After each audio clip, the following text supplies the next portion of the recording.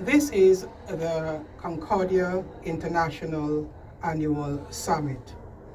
This is the largest non-partisan summit taking place in New York in the margins of the United Nations General Assembly. This summit brings together presidents, world leaders, prime ministers, captains of industries, entrepreneurs, activists, to discuss some of the world's most challenging situations.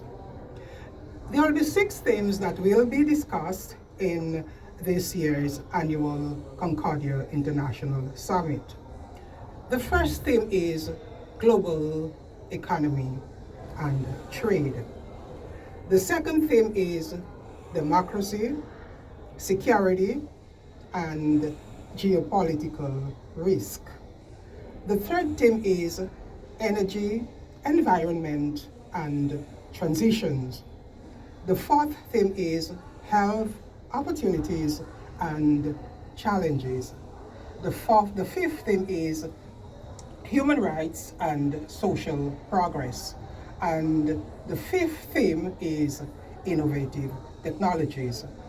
Now, for a brief synopsis on those themes, I will begin with theme number 1, global economy and trade. It's very important to me. I will be meeting with some Taiwanese later this afternoon to discuss the situation on trade in the free world and how we are going to take it from one point to another. I'm very concerned about the global dynamics of trade in our modern technological age. We live in an age of tariffs. I mean, everybody knows that. And where do we go from here? Especially at a time when I work with the mining industry and we are looking for solutions to the world's supply of lithium. I'm very concerned about elements like lithium, cobalt, aluminum. They are all needed for electric cars. They are needed to power our cell phones, to power our laptops, to power our cameras, to power all of our domestic needs. So in an age of tariff, I'm concerned about imports, exports, percentage on tariffs. How do we navigate this thread and go into another with all of the tariffs that are lingering in every country of the globe? The second theme is democracy, security, and geopolitical risk. When we look at democracy, we know that many people have lost faith in democracy. We know that democracy must be strengthened.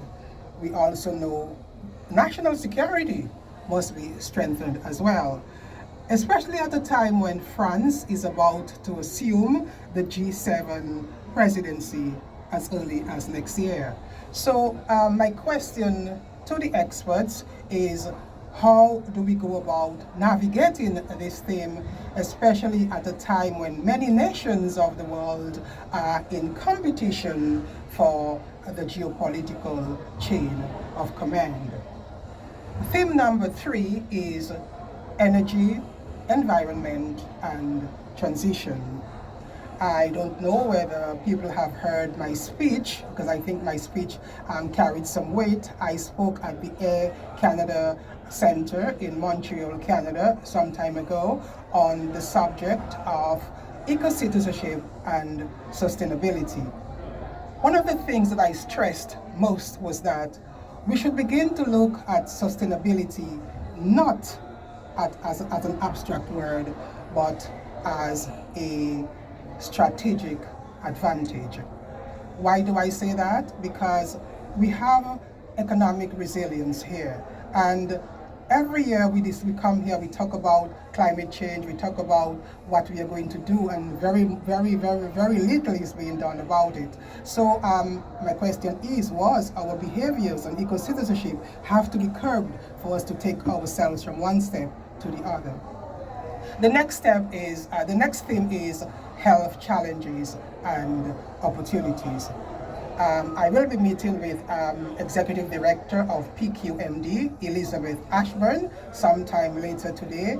I will also be meeting with Doctors Without Borders to hear their stories on the international front where medicine and healthcare is concerned. I am not an expert on healthcare and medicine, but I believe that equity in medicine in America must be discussed. We have to address that situation. If not now, then when?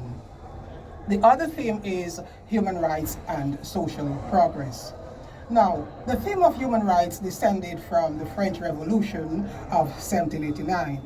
The rallying cry was equality, liberté et fraternité.